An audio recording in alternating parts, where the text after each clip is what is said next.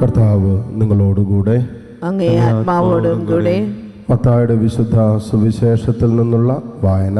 കർത്താവേ, അങ്ങേക്ക് മഹത്വം. അധ്യായം 9, 18 മുതൽ 26 വരെയുള്ള തിരുവചനങ്ങൾ. അക്കാലത്ത് യേശു ശിഷ്യന്മാരോട് സംസാരിച്ചു കൊണ്ടിരിക്കുമ്പോൾ ഒരു ഭരണാധികാരി അവനെ സമീപിച്ച് താണു വണങ്ങിക്കൊണ്ട് പറഞ്ഞു, എൻ്റെ മകൾ അല്പം മുമ്പ് മരിച്ചുപോയി. നീ വന്ന് അവളുടെ മേൽ കൈ വയ്ക്കുമെങ്കിൽ അവൾ ജീവിക്കും. യേശുവും ശിഷ്യന്മാരും അവനോടൊപ്പം പോയി. 12 വർഷമായി രക്തസ്രാവം നിമിത്തം കഷ്ടപ്പെട്ടിരുന്ന ഒരു സ്ത്രീ പിന്നിലൂടെ വന്ന് അവൻ്റെ വസ്ത്രത്തിൻ്റെ വിളുമ്പിൽ സ്പർശിച്ചു. അവൻ്റെ വസ്ത്രത്തിലൊന്ന് സ്പർശിച്ചാൽ മാത്രം മതി, എനിക്ക് സൗഖ്യം കിട്ടും എന്ന് അവൾ ഉള്ളിൽ വിചാരിച്ചിരുന്നു. യേശു തിരിഞ്ഞ് അവളെ നോക്കി അരുളി ചെയ്തു, മകളെ, ധൈര്യത്തോടെ ആയിരിക്കുക, നിന്റെ വിശ്വാസം നിന്നെ രക്ഷിച്ചിരിക്കുന്നു. ആ നിമിഷം മുതൽ അവൾ സൗഖ്യമുള്ളവളായി. യേശു ഭരണാധികാരിയുടെ ഭവനത്തിലെത്തി കുഴലൂത്തുകാരെയും ബഹളം വയ്ക്കുന്ന ജനങ്ങളെയും കണ്ടു പറഞ്ഞു, നിങ്ങൾ പുറത്തു പോകുവിൻ, ബാലിക മരിച്ചിട്ടില്ല, അവൾ ഉറങ്ങുകയാണ്. അവരാകട്ടെ അവനെ പരിഹസിച്ചു. ജനക്കൂട്ടത്തെ പുറത്താക്കിയ ശേഷം അവനകത്ത് കടന്ന് അവളെ കൈക്ക് പിടിച്ച് ഉയർത്തി.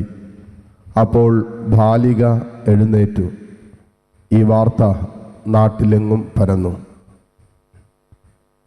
കർത്താവിൻ്റെ സുവിശേഷം. ക്രിസ്തുവേ, അങ്ങേക്ക് സ്തുതി.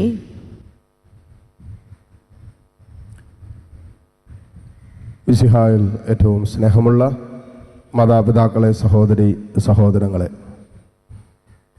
നമ്മളിന്ന് വായിച്ചു കേട്ട വായനകളെല്ലാം തന്നെ ജീവിക്കുന്ന കർത്താവിനെ നാം സ്പർശിക്കുമ്പോൾ, അല്ലെങ്കിൽ നമ്മുടെ ദൈവം നമ്മളെ തൊട്ടാൽ നമ്മുടെ ജീവിതത്തിൽ സംഭവിക്കുന്ന അത്ഭുതകരമായ കാര്യങ്ങളാണ്. ആദ്യ വായനയിൽ യാക്കോബ് സ്വന്തം സഹോദരനെ ചതിച്ചും വഞ്ചിച്ചൊക്കെ അവിടെ നിന്ന് ഓടി രക്ഷപ്പെടുന്ന വേളയിൽ വല്ലാതെ വേദനിച്ചും സങ്കടപ്പെട്ടും ഒറ്റപ്പെട്ടൊക്കെ കടന്നു പോകുന്ന ജീവിതത്തിൻ്റെ ഇരുണ്ട രാത്രികളിൽ കർത്താവ് സ്വപ്നത്തിലൂടെ യാക്കോബിന് പ്രത്യക്ഷപ്പെടുകയാണ്. അപ്പോൾ യാക്കോബ് പറയുന്നൊരു കാര്യമുണ്ട്, ദൈവമേ, നീ ഇവിടെ ഉണ്ടായിരുന്നോ? നിന്റെ സാന്നിധ്യം ഈ വേളയിൽ ഇവിടെ ഉണ്ടായിരുന്നു, ഞാൻ അറിഞ്ഞില്ലല്ലോ എന്ന്. അതായത് ജീവിതത്തിൻ്റെ അത്ര കണ്ട് ഇരുട്ട് പേറുന്ന, അന്ധകാരം പേറുന്ന, ഉറക്കം നഷ്ടപ്പെട്ടു പോകുന്ന, ഒറ്റപ്പെട്ടു പോകുന്ന രാത്രിയുടെ യാമങ്ങളിലും ദൈവം കൂടെയുണ്ടായിരുന്നു എന്ന് യാക്കോബിന് ദൈവം സ്വപ്നത്തിൽ വെളിപ്പെടുത്തി കൊടുക്കുകയാണ്. ആ സ്വപ്നം എന്താണ്? സ്വർഗത്തിൻ്റെ ഒരു ഗോവണി, മുകളിൽ നിന്ന് താഴേക്കും താഴെ നിന്ന് മുകളിലേക്കും മാലാഖമാർ കയറിയിറങ്ങുന്ന ഒരു ഗോവണി യാക്കോബിന് വെളിപ്പെടുത്തി കൊടുക്കുക. അതായത് ദൈവം തൻ്റെ സാന്നിധ്യം ഇറക്കി ഈ നമ്മളിലേക്ക് ഇറങ്ങി വരുന്ന ഒരു വെളിപ്പെടുത്തൽ തന്നെയാണ്. ജീവിതത്തിൻ്റെ ഏത് അനുഭവത്തിൻ്റെ നടുവിലും ദൈവം കൂടെയുണ്ട് എന്നുള്ളതാണ് യഥാർത്ഥ വിശ്വാസം എന്ന് പറയുന്നത്. സുവിശേഷത്തിലേക്ക് വരുമ്പോൾ ഈ വിശ്വാസം ജീവിക്കുന്ന 2 പേരെ വളരെ കൃത്യമായിട്ട് സുവിശേഷം എഴുതി വെച്ചിരിക്കുക. ഒന്നൊരു ശതാധിപൻ്റെ അല്ലെങ്കിൽ ഒരു ജെറോസിൻ്റെ മകള് മരിച്ചു കഴിഞ്ഞിട്ട് നിങ്ങളൊന്ന് ആലോചിച്ചൊക്കെ, മരിച്ചു കഴിഞ്ഞ് പിന്നെ നമ്മൾ ആരും അതിന് പുറകെ പോകുകയില്ല. മകള് മരിച്ചു കഴിഞ്ഞ് സ്വാഭാവികമായിട്ടും മകൾ മരിച്ചെന്ന് പറഞ്ഞാൽ ഒരപ്പൻ മകളുടെ കൂടെ നിൽക്കും. ഇവിടെ എന്തെങ്കിലും കാര്യങ്ങളൊക്കെ ചെയ്യാനുണ്ടാവല്ലോ. മകൾ മരിച്ചു കഴിഞ്ഞാൽ ആ സമയത്ത് വേറെ എവിടെയെങ്കിലും ഓടാൻ നിൽക്കോ? ഇങ്ങ് ഓടുകയില്ല. എന്തെങ്കിലും ഓടാൻ ശ്രമിച്ചാൽ ബാക്കിയുള്ളവരും നിങ്ങളിവിടെ നിന്നോ, ബാക്കി കാര്യങ്ങളൊക്കെ ഞങ്ങൾ നോക്കിക്കോളാം. പന്തലിടുന്ന കാര്യവും ഭക്ഷണം അറേഞ്ച് ചെയ്യുന്ന കാര്യവും പെട്ടി മേടിക്കുന്ന കാര്യമൊക്കെ ഞങ്ങൾ നോക്കിക്കോളാം, അപ്പനടുത്ത് അവിടെ നിന്നോളാൻ പറയും അല്ലേ. ഈ സമയത്താണ് മകൾ മരിച്ചു കിടക്കുമ്പോൾ ഒരു അപ്പൻ ഓടി അങ്ങോട്ട് യേശുവിൻ്റെ അടുത്തേക്ക് എന്നിട്ട് പറഞ്ഞാൽ, എൻ്റെ മകൾ മരിച്ചു, പക്ഷെ നീ വന്ന് തൊട്ടാൽ എൻ്റെ മകൾ ജീവിക്കും. അതായത് ലോകത്തിൻ്റെ ഭാഷയിൽ പ്രതീക്ഷിക്കാൻ ഒന്നുമില്ലാത്ത സാഹചര്യത്തിൽ മകൾ മരിച്ചു കിടക്കുമ്പോഴും കർത്താവിൻ്റെ സ്പർശനം എൻ്റെ മകൾക്ക് ജീവൻ നൽകാൻ പറ്റുമെന്ന് പറയാൻ തക്ക വിധത്തിൽ അതിശക്തമായ വിശ്വാസി സഹോദരനുണ്ടായെന്നുള്ളതാണ്. അപ്പോൾ വിശ്വാസം ജീവിച്ച് കാണിക്കുകയും ചെയ്തത്. മകൾ മരിച്ചു കിടക്കുമ്പോഴും എൻ്റെ മകൾ, മരിച്ച മകളെ കർത്താവ് തൊട്ടാൽ അവൾ ജീവിക്കും എന്ന് പറയാൻ പറ്റുന്നൊരു വിശ്വാസം ഒന്ന് ആലോചിച്ച് നോക്കിയേ. നമ്മുടെയൊക്കെ ജീവിതത്തിൽ മരണതുല്യമായ ചില അവസ്ഥകൾ വരും, മുന്നോട്ട് പോകാൻ പറ്റാത്ത അവസ്ഥകൾ. എല്ലാം അവസാനിച്ചു എന്ന് ലോകം വിധി എഴുതിയ വേളയിലും എൻ്റെ കർത്താവ് എന്നെ തൊട്ടാൽ എനിക്ക് ജീവനുണ്ടെന്നും മുന്നോട്ട് പോകാൻ പറ്റുമെന്നും ഉള്ളിൽ ഒരുവൻ പറയാൻ തുടങ്ങുമ്പോൾ അവൻ വിശ്വാസത്തിൽ ആഴപ്പെട്ടവനാണ്. അവനാണ് യഥാർത്ഥത്തിൽ വിശ്വാസത്തിൽ ആഴപ്പെട്ടവൻ. പ്രതീക്ഷിക്കാനൊന്നുമില്ല, മുന്നോട്ട് പോകാൻ ഒരു വഴിയില്ല.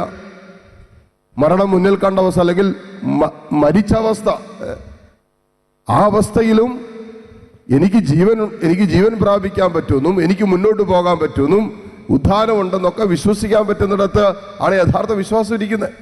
അതാണ് ഈ പറയുന്ന സഹോദരൻ വെളിപ്പെടുത്തിയത്. ഇനി കർത്താവ് അവളെ തൊട്ട് സുഖപ്പെടുത്താൻ അല്ലെങ്കിൽ ജീവനിലേക്ക് തിരിച്ചു കൊണ്ടുപോകാൻ പോകുന്ന വഴിത്താരയിൽ വെച്ചാണ് ഈ പറയുന്ന 12 വർഷം രക്തസ്രാവം ഉണ്ടായിരുന്ന സ്ത്രീ അതിനേക്കാൾ ശക്തമായ വിശ്വാസത്തിൽ അവൾ പറയാ, അവൻ്റെ വസ്ത്രത്തിൻ്റെ വിളിമ്പിൽ ഒന്ന് തൊട്ടാൽ എനിക്ക് സൗഖ്യം കിട്ടുന്നു.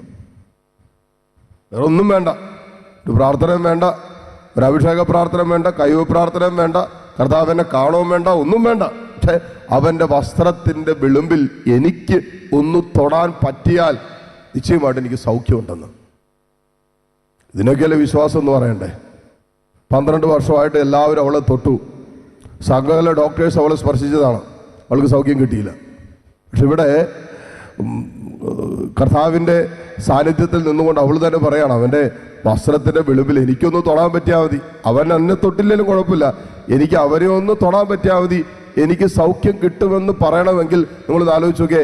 അത്ര കണ്ട് മനസ്സ് തളർന്നും ഭാരപ്പെട്ടും 12 വർഷമായി കൊണ്ടു നടക്കുന്ന ഒരു രോഗത്തിൻ്റെതായ സകല ഭാരവും ഉള്ളിൽ കൊണ്ടു നടക്കുമ്പോഴും അവിടെ കർത്താവ് തൊട്ടാൽ ജീവിതം മാറുമെന്ന് വിശ്വസിക്കാൻ പറ്റണമെങ്കിൽ, ഇപ്പൊ ജീവിതത്തിൻ്റെ എല്ലാ അനുഭവങ്ങളിലും യാക്കോബ് നമ്മളെ പഠിപ്പിച്ചതും ജീവിതത്തിൻ്റെ ഇരുണ്ട യാത്രകൾ രാത്രിയുടെ വേളകളിലും ഈ സദാധിപൻ നമ്മളെ പഠിപ്പിച്ചത് എത്ര കണ്ട് ജീവിതം തളർന്ന അവസ്ഥയിലും രക്തസ്രാവക്കാരെ സ്ത്രീ പഠിപ്പിച്ചത് എത്ര കണ്ട് രോഗാതുരമായ അവസ്ഥകളിലും എത്ര വർഷം പഴക്കമുള്ള അവസ്ഥയിലും തമ്പുരാൻ തൊട്ടാൽ, തമ്പുരാനെ തൊടാൻ അനുവദിച്ചാൽ നമുക്ക് മുന്നോട്ട് പോകാൻ പറ്റുമെന്നുള്ളതാണ്.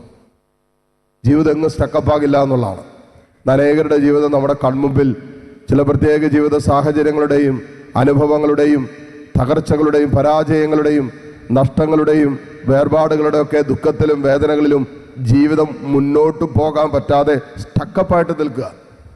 അവിടെയാണ് കർത്താവിലുള്ള വിശ്വാസവും ഈശോയുടെ സ്പർശനവും നമ്മൾ മുന്നോട്ട് കൈപിടിച്ച് നടത്തുമെന്ന് ഇന്നത്തെ വായനകൾ നമ്മൾ ഓർമ്മപ്പെടുത്തുന്നത്.